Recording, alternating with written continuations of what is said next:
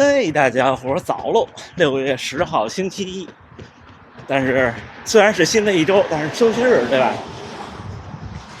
天气不错，看，今天第4个训练日了，咱们还是回复各位的评论，基本上缓过来了，还是有一点点累。明天休息，后天是强度课。然后昨天说的话题呢，咱们周4接着聊。今天还是轻松跑，这边绕一圈去大阪城。但是明显感觉到是夏天那种早晨了，你看太阳已经很高了。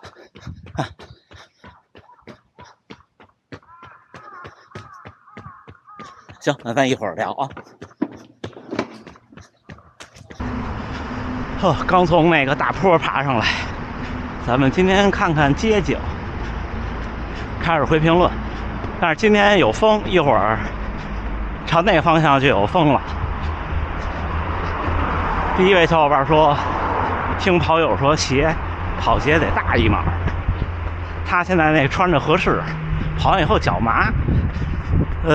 首先就我自己的经验是不需要大一码的。第二，您认为的这个合适不一定合适。我试鞋的话是这样，就是您把袜子穿好，把鞋穿好，系好鞋带，然后之后脚往前顶到差不多顶不动了，然后您看看脚跟那儿那空隙能不能放下一个食指，就差不多呢，不会太紧也不会太松，不能咣当着啊。如果能放下就合适，都差不多的。我特别理解小伙伴的心情，就是初跑者的心情，就老觉得什么事儿得特别的仔细，就怕差之毫厘就失之千里了。我也当初也那样，但是其实不是的，就是事实上是你差了千里也没事儿，也失不了千里，最多就失毫厘。而且脚麻这事儿，我觉得如果鞋小到脚都麻了，那说明太小了，您不可能穿着合适，是不是？不过跑鞋呢，稍微大一点点应该也没事儿，因为你能靠鞋带稳定它。唯一的可能不舒服的就是你可能磨脚，这自己摸索吧。下一位说，年轻听了我的建议，听了我的视频，说不看心率了就顶，把心率监测也关了。我是不看心率，我别说不看心率，我大多数跑完步我连数据都不看。但是现在因为要在节目里跟大家汇报，所以我看一眼。但是呢，我不建议您关，因为其实健康的成年人是这您就不看跑步的时候也没事儿，不会跑坏的，绝大多数不会的，只是说您还是记录了它呀，记录了它就跟写日记一样，或者说就像拍摄一样，你错过了就是错过了，对吧？我还是建议您记录着，有没有用再说。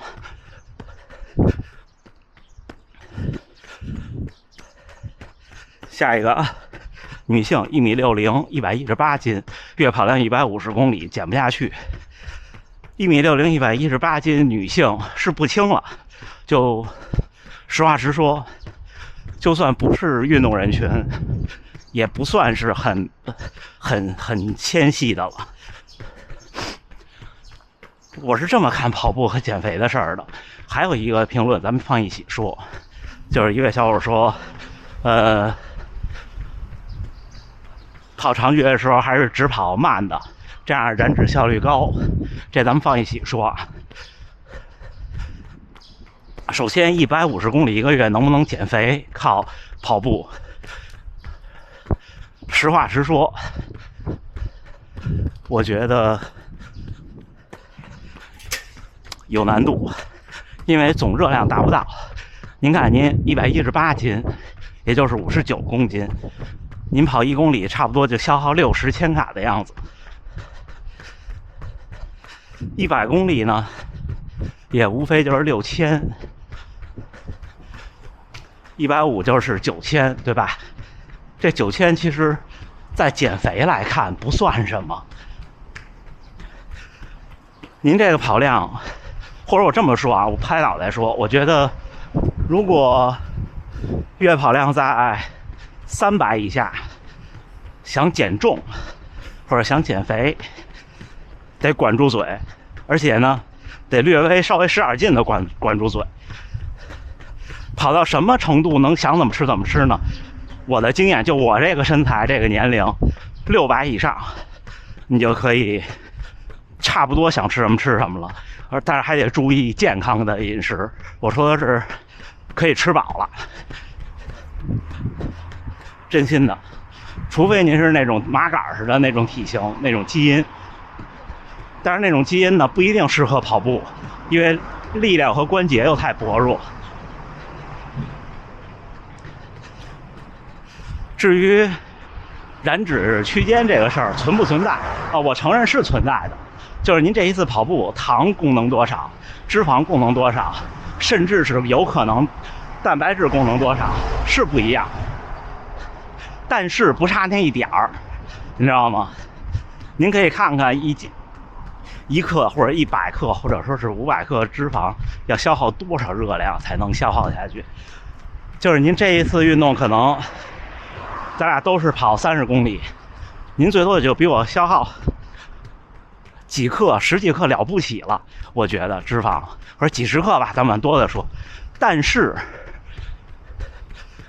体重下降的根本是热量差，就是能量是守恒的嘛，对吧？像有的人吃东西吸收好，有的人吸收不好，这咱们先抛开这个误差。如果能量是守恒的，我就是天天不运动，我不吃饭，极端点说，那我也会瘦，就跟受饥荒的人似的，对吧？他不可能天天还跑步去。如果您在燃脂区间跑，您别说30公里，您跑40公里，您燃烧2000多千卡，然后您这胡吃海塞2顿，您消耗的也就涨回来了。所以最根本的就是你得有热量差，至于你跑的时候怎么跑不重要，真的不重要。而跑快点呢，还有助于您成绩的提升。下一个啊，我们恭喜一位叫Run Boy， 人生第一次60公里，没有想象的那么累，还真是这个感觉，我也是这个感觉。就跑了，你就觉得好些东西没有那么的可怕。祝贺您，能跑60公里的人凤毛麟角。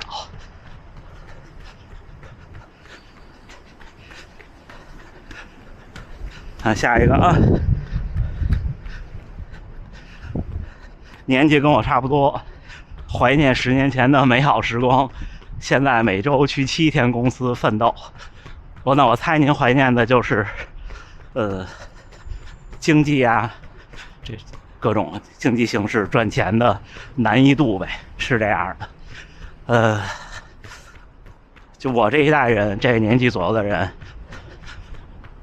不客气的说，敢于拥抱变化的，在前10年应该都挣了点钱了。现在呢，反正我不知道现在的年轻人能不能看到我看不到的东西，至少是我看不到我能抓住的机会了，不如就随遇而安好了。一会儿咱们聊聊这个。有人说要看日本人的发明，说超低强度慢跑，说这么跑老能 PB， 老能有好成绩。就这些奇怪的发明，我也不知道都是怎么传出来的，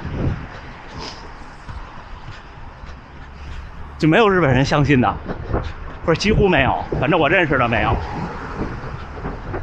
都是台下10年功，台上1分钟，没听说过谁在台下吃喝玩乐，上了台就能大杀四方的。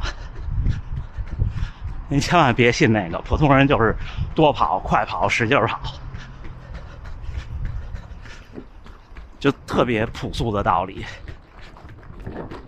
我看前面的，可能虽然夜里又下雨了，看前面的天。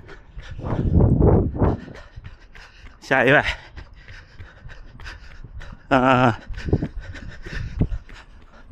拍摄的设备还有电量这个事儿，你们现在看到的是 Insta360 Go 第3代，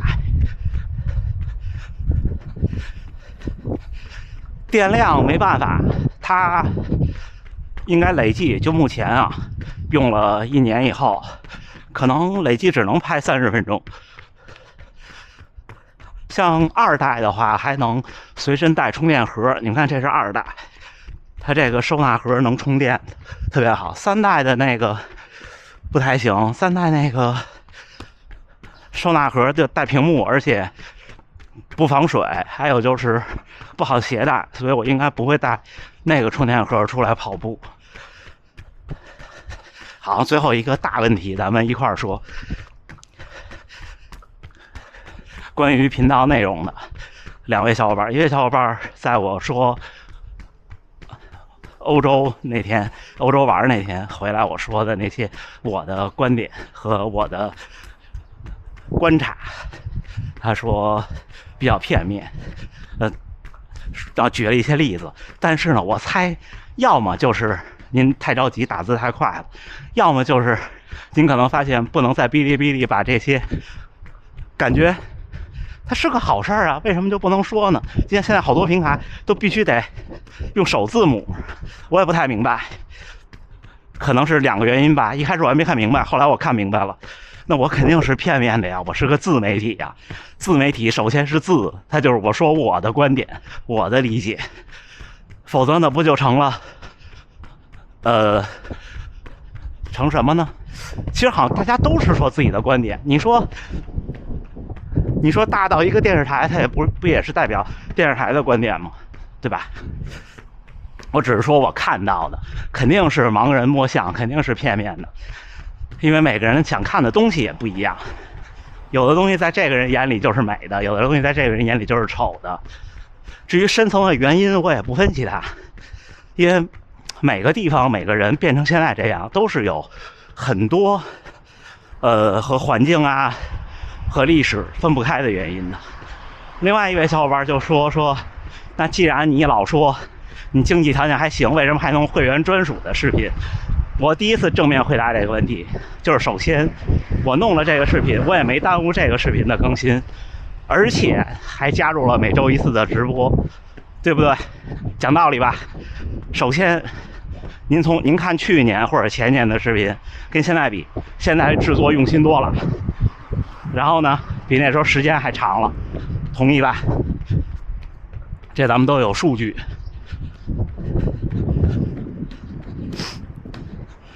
首先您没吃亏，这是第一，您不花钱您也没吃亏。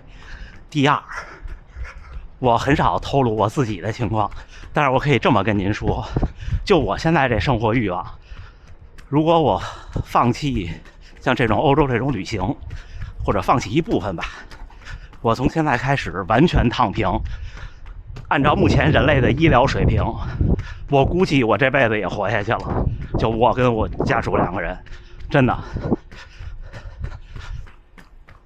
那第一，我的物质欲望很低；第二呢，像我刚才说的，这10几年确实收入了一些。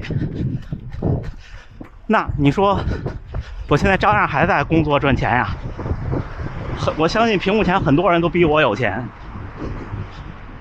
可能好多人都能躺平了，那为什么还要工作还要赚钱呢？那是一种实现自己生命价值的方式，对吧？因为我发现，你说做自媒体靠什么呢？每天增长的关注数，每天增长的播放量，那剩下的不就是收入吗？对吧？而且这么做以后，它会反向的激励我去努力的把各种东西做好。坦白说，如果我平常这种影片做不好，也不会有人关注我，不会有人关注我，也不会有人再付费打赏或者怎么样，这您同意吧？所以它也是一个我自我激励的方式。而且呢，我不开玩笑的说啊，这也是一个我想想买点什么花点钱的方式，因为我平常真的没什么物质欲望。但是自从做了这一系列视频呢，然后买了一个 Osmo Pocket 3，买了个无人机，这俩是自己花钱买的啊。然后就包括昨天那期，我们去了临空城，大阪的，来过的都知道吧，在机场边上，从市区过去，我们2个人往返大概要将近200块人民币的地铁的钱。我那一个视频挣不了200块钱，真心的。而且在那儿还吃饭呢，还喝咖啡呢，对吧？就是没买东西。你看我去奥特莱斯不逛街不买东西，我没什么需要，就这么回事儿。所以解答您的问题了吗？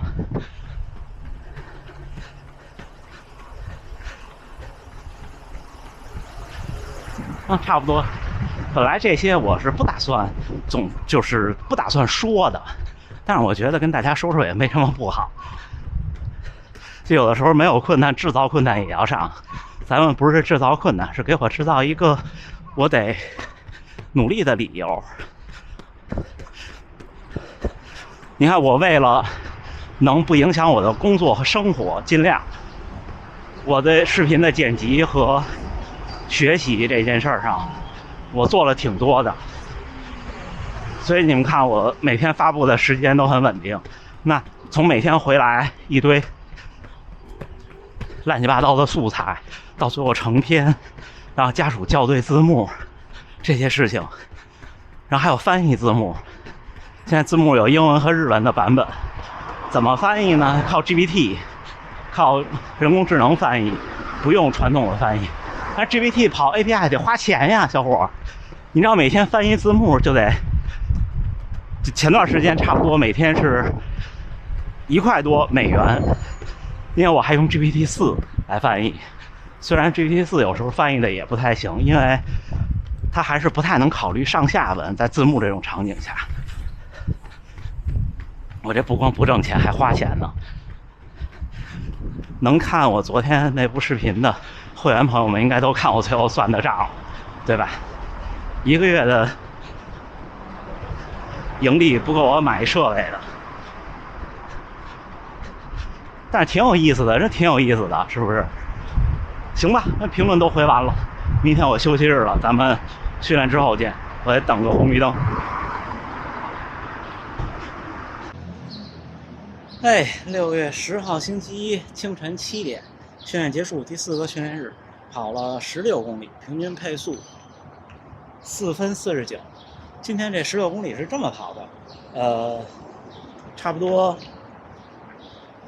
从10公里开始吧，1公里快，1公里慢。当然这个快不是冲刺的那个快，差不多第一个1公里是3分55，第2个1公里是3分49，好像是，我记不住了，大家可以看我的 Strava， 每一部视频的描述区都有我 Strava 的链接，您直接点就行，都不用您搜索。然后1公里快1公里慢跑了2公里，之后呢就是500米快500米慢，又跑了3个500米回来的，一共是6公里嘛，从10公里开始，最后6公里这么跑的。慢跑的1公里和500米差不多就是5分，也就是这样。这就最后一个训练日，又加上累，就得给自己找点动力。其实你这么跑起来以后，你也觉得就不过如此，是不是？行吧，今天跟大家回评论，我们每第4天都是这种形式，然后聊聊以前我可能觉得不太好聊的话题，也是好多内心真实的想法吧，包括我自己对自己有时候也这么说，就是你说人不可能从出生奋斗到离开这个世界，但是生命中总得给自己找点什么。